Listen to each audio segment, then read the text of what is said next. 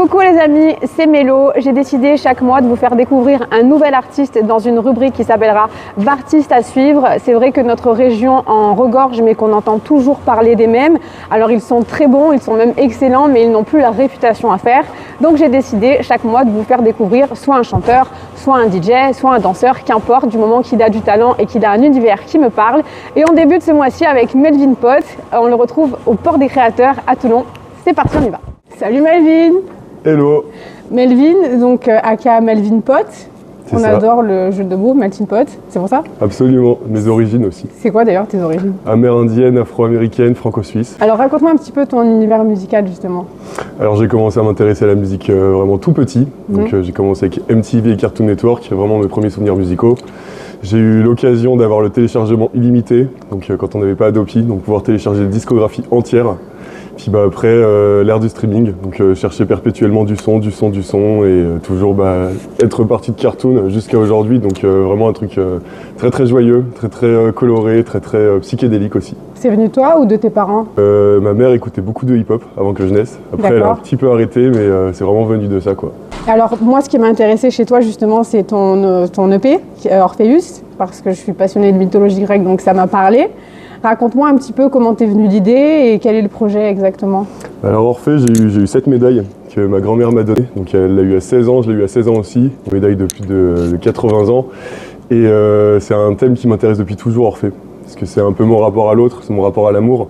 C'est aussi le fait de terminer son projet. Parce qu'Orphée, à la fin, il se retourne, il termine pas son projet. Et c'est quoi, pour toi, c'est quoi justement, pour ceux qui connaissent pas l'histoire, tu peux nous la repitcher et puis après je te demanderai un truc par rapport à l'histoire. Donc très très rapidement, Orphée, en gros, il rencontre Eurydice. Il tombe follement amoureux. Le jour du mariage, Eurydice se fait mordre par un serpent à la cheville. Donc elle meurt. Orphée, hyper triste, fait de la lyre, qui part aux enfers pour récupérer Eurydice. Chez Hadès. Chez Hadès, exactement. Et en fait, Hadès lui dit tu sais quoi, je te rends ta femme, c'est vraiment trop beau ce que tu as fait, donc on va te la rendre. Par contre, tu te retournes pas avant la fin. Donc Orphée remonte avec sa femme Eurydice, et 10 mètres avant la fin, il sent de moins en moins sa présence derrière lui, et il se retourne et elle disparaît pour toujours. Donc justement, je voulais te demander, pour toi, c'est quoi cette métaphore à ce moment-là, quand il se retourne, alors que c'est par rapport à la confiance, c'est par rapport à quoi? Il y a vraiment quelque chose par rapport à la confiance, oui. Et la métaphore que j'ai aimé me créer par rapport à ce projet, justement, c'est terminer son projet, terminer son projet artistique. Aujourd'hui, on a vraiment la capacité de faire beaucoup de choses, sauf que souvent, on a tellement d'outils, on a tellement de possibilités qu'on va pas toujours au bout des choses. Donc là, pour moi, ce projet, c'est un projet que je porte depuis 6-7 ans dans ma tête. C'était vraiment le moment pour le sortir et pour y aller, quoi. Donc en plus, ça s'incarne vraiment à l'intérieur de ce mythe. Et tu l'as visualisé comment? On peut le trouver où? Est-ce qu'il est en ligne? Raconte-nous tout ça. Il n'est pas encore en ligne. Normalement, il sera en ligne courant juin. Pour autant, ce projet, en fait, je vois vraiment une revisite moderne de ce projet. C'est-à-dire que Orphée, il rencontre Eurydice en soirée. D'accord. Donc il essaye de l'appeler. C'est Orphée 2.0, quoi. C'est ça, c'est Orphée 2.0, oui. Sauf qu'Eurydice lui répond jamais. The party's over and I'm all alone. Orphée, c'est un personnage qui est un petit peu... Exactement. Orphée s'est fait ghoster, c'est dans l'air du temps. Complètement, justement, ce truc de manque d'engagement aujourd'hui où t'as un peu un truc de ghosting. Je suis bien d'accord avec toi, il n'y a plus de valeurs, plus de principes, il n'y a plus de respect, tout le monde... on bloque en fait de nos jours. C'est ça, on bloque et on peut aussi s'engager sur des choses, typiquement on va faire ça à tel moment. En fait ça se fait pas, mais sans prévenir, sans rien. Il y a un peu ce truc de valeur humaine aujourd'hui qui se perd, mais notamment aussi à cause des écrans, vu qu'on est perpétuellement ensemble les uns les autres. Les réseaux. Ce truc de contact humain, en fait, il se perd. Je suis tout à fait d'accord avec toi. Et Orphée, il va même en fait partir sur un truc un peu sur de l'obsession, un peu tout ce qui est le stalking, etc. Donc c'est dark un peu. Ah, c'est complètement dark, ouais. C'est Eurydice qui se retrouve coincée dans la tête d'Orphée, à pas savoir comment en sortir. Il y a vraiment un truc un peu plus dark que... pas plus dark que le mythe original, mais dark par rapport à aujourd'hui, quoi. Moon is up, but the night is dark. I wanna go back to the time we met. Pretty girl, the vibes can't get out of my head. I'm trying to call you, I'm trying to get you. Donc, je voulais te demander quels sont les 3 objets qui te représentent. Je vais avoir cette médaille d'Orphée que j'ai autour du cou. Qui est magnifique. Que je porte dans mon cœur depuis toutes ces années. Je sais pas si c'est vraiment un objet, mais physiquement, j'ai vraiment mes cheveux, quoi. C'est un artifice, quoi, plus un artefact, un artifice. Et dernier, mes bagues, quoi. J'ai toujours ces bagues et j'ai un peu des vanités sur chaque bague. Un caméléon aussi qui est vraiment le changement perpétuel d'identité, plus ou moins. J'ai l'Indien qui est mes origines. J'ai les chevaux, justement, aller à fond sur ces projets. Et le lion, ne jamais lâcher. Ouais, donc elles ont toutes Elles ont toutes une un peu leur histoire. signification, oui. Tu les recharges un peu au soleil?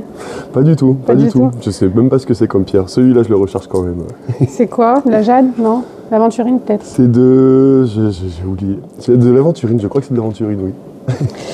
D'ailleurs, vu que tu es un peu branché ésotérisme et tout aussi, je voulais te tirer une petite carte concernant ton projet. T'es Très bien. d'accord? Ouais, je suis d'accord, oui, complètement. Pour Allons-y. voir ce qui... Ah, la naissance. Ben voilà. Comme par hasard, j'ai envie de te dire. Tu sais que cette interview, la première, va être mondialement connue dans le Var et vue par des milliers de personnes. Donc justement, ces personnes, si elles veulent te voir en live et te découvrir, où est-ce qu'on peut te voir, par exemple, pour tes 2 prochaines dates? Alors, prochaine grosse date, c'est avec Kala Chakal. Donc, ça, c'est Ouais. mon B2B, donc 2 DJ avec Damien de la cellule. Et donc là, ça va être une date art techno à Bière de la Rade. Donc pareil, souvent, c'est une vibe qui marche très très bien. Les murs transpirent à la fin, parce que c'est intense. Je transpire. Les murs transpirent littéralement, ouais. Vous demanderez à Search Project. Mettez du déo, les gars. Et sinon, la suivante qui me tient à cœur, c'est avec Tandem. Donc c'est le 2 juin au Montfaron, au Théâtre de Verdure. On salue Tandem qui fait beaucoup de choses pour Bonjour, le Var et Tandem. pour les artistes. Et donc cette date-là, ça va être un peu plus familial, où il y a des chasses au trésor, il y a des pique-niques, il y a des blind tests. Il y a un set de 2 heures, il y a des siestes électroniques de Test 2 heures. électronique, ça consiste à... Ouais, c'est super chéri, Bastien qui vient passer des sons justement un peu chill, un peu électroniques et un peu propice à la méditation, à la sieste, je veux dire à la fête, à la sieste. J'ai lapsus. À la fieste. C'est un mélange entre fiesta et sieste. Tu dors en dansant. Quel est le concept? ça. Raconte-nous. Ça va vraiment être une chouette date. Save the date. 2 juin. Voilà. Vous avez vu, il parle à la caméra et tout, il va me remplacer bientôt. Donc, quels sont tes autres projets à venir une fois qu'Orpheus sera sorti et que tout sera terminé? Alors j'ai une édition physique d'Orpheus qui doit arriver à la fin de l'été. C'est-à-dire Un CD d'Orpheus justement, Cool. peut-être plus tard un vinyle, mais en premier lieu un CD, parce que c'est important pour moi l'objet physique Tout et à fait. la concrétisation. Je suis tellement ultime. d'accord avec toi. De nos jours, tout est sur des clouds, il n'y a plus de toucher, il n'y a plus tout ça, mais tout se perd. Tout se ça. perd, ma petite dame. On y retourne. On y retourne, mais tout se perd. Niveau des projets qui va sortir, là c'est un peu plus du frapcore. Donc le frapcore c'est un mélange entre de la musique hardcore et du rap Melvin et français. ses appellations. Du frapcore, donc raconte à maman. Qu'est-ce que c'est? Le frapcore c'est un mélange qui mélange du rap français et du son hardcore, donc vraiment de la musique de teuf, quoi, de la hard techno, du gabber, D'accord. tous les sons du nord de l'Europe. Je suis dépassée. Ça a été créé il y a quelques années par Von Bicrave en France. Bien sûr. Évidemment. Et classique, justement, en fait, on a envie de faire un projet 83 Frapcore, donc ils prennent des rappeurs de Toulon, de la scène, de TPM, et nous qui produisions, justement, et réussir à faire un peu une mixtape pour septembre. On aimerait bien le sortir en septembre. Et je sais qu'on peut t'écouter également sur Radioactive, c'est Oui. ça? J'ai une émission le 3e samedi du mois de 16h à 18h, donc le Melvin Pot. C'est vraiment une émission qui revient sur le hip-hop et les samples du hip-hop, parce que je suis passionné de samples depuis. Génial, ouais. depuis, Et depuis la aussi majorité de longtemps ce que je me qu'on rappelle. écoute, les gens savent pas que c'est des vieux samples. En fait, moi, ça me passionne, ça, c'est vrai.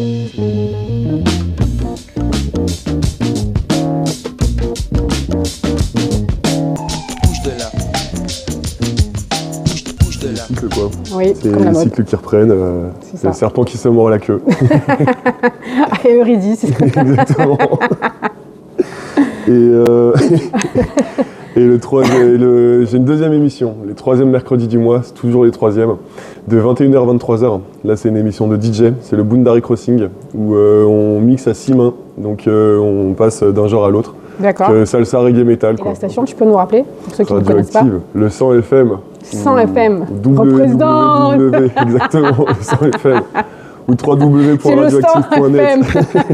Ah mais c'est la blague qu'on fait tout le temps quoi, le 100 FM, un classique. Hein. Moi qui me croyais originale, voilà.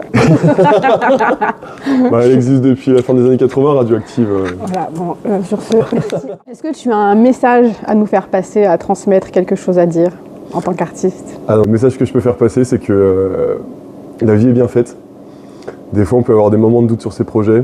Ça peut prendre des années, mais il faut s'accrocher. Et surtout, on n'a qu'une vie. Donc, on ne peut pas se laisser embêter par un job, par des personnes, par des problèmes d'argent. Il faut juste y aller, y croire et aller sur ses projets, quoi. réaliser ses rêves, on n'a qu'une opportunité pour le faire, c'est sur sa vie et si on le fait pas, on se couche avec des regrets. Moi, je sais pas toi, mais je trouve qu'il y a un timing divin. Tout arrive quand on est prêt à le recevoir. Il y a des moments où on pense être prêt, mais on l'est pas. Et l'univers a d'autres projets pour nous. Et je trouve aussi que quand quelque chose n'est pas fait pour nous, faut pas forcer. L'univers nous laissera jamais en paix dans un endroit où on n'est pas censé s'installer. Ouais, en témoigne le fait que j'ai plus de travail dans une semaine. Comment se fait-ce ? Un petit coup de l'univers quoi, qui m'a dit écoute, remets-toi sur ton projet en fait. Ça s'appelle un changement de voie. Radical. Donc, est-ce que tu cherches du boulot ? Peut-être on peut faire un appel aux Pour l'instant, je vais recruteurs. vraiment me focaliser sur ma musique, sur mes projets. Donc peut-être du boulot dans la musique. Il a l'habitude, ça se voit. Peut-être si célibataire, tu cherches quelqu'un, on fait des petites annonces aussi ou Mon projet toujours. Sauf la musique. Il va se marier avec sa musique. Ouais, Eurydice m'amuse. Hein. Ma musique, bravo.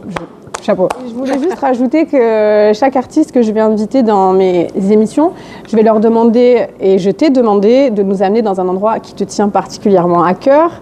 Quel est ton rapport justement avec le Port des Créateurs ? Alors, le Port des Créateurs, c'est un endroit qui a un peu tout lancé pour moi. Quand j'étais encore en études, j'avais fait une demande de candidature spontanée pour un stage à ST de TLN, Stéphane Boudet Santa Maria. Et il m'a reçu ici. Et donc après, pendant 2-3 ans, j'ai tout le temps été fourré ici. Stéphane, si tu nous regardes. Puis merci Julien, Pauline, Arthur, Marion, William, Léo, enfin toute l'équipe que j'ai rencontrée au Port des Créateurs, quoi. C'est vraiment un lieu qui grouille en fait au niveau de la création. On peut te donner des moyens, on peut t'accompagner, il y a vraiment une dimension d'incubateur et une dimension de rencontre en fait. Donc c'est en ça que c'était logique pour moi de faire ma première interview pour ce projet ici, au Port des Créateurs et avec toi. Parce que justement une vibe authentique, une vibe vraie, c'était ce qui était important pour moi. C'est gentil, merci beaucoup. C'est pour ça que je t'ai interviewé aussi en premier, parce que j'ai beaucoup aimé ton authenticité, ta curiosité et justement ton effet melting pot qui s'intéresse à tout et beaucoup de choses. Et ça se perd de nos jours. Je trouve que les gens ne s'intéressent plus beaucoup à grand-chose avec les réseaux dont on parlait justement. Donc merci à toi pour cette jolie interview et je te souhaite que le meilleur. Et merci d'avoir été mon premier invité dans Artiste à suivre. Merci de m'avoir invité et avec grand plaisir pour des prochaines interviews, peut-être le 100e invité de retour. Pour la 100e. Je te rappelle, il y a 20 ans, tu avais commencé avec moi. Merci Melvin. Moon is up, but the night is dark. I wanna go back to the time we met. Pretty girl with the vibes can't get out of my head. I'm tryna call you, I'm tryna get you, I'm tryna call you.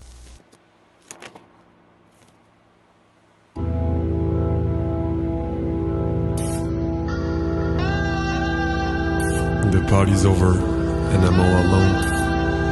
I'm getting so sick when I get on my own. When I be in my own, no less I go. I just need to cross this door.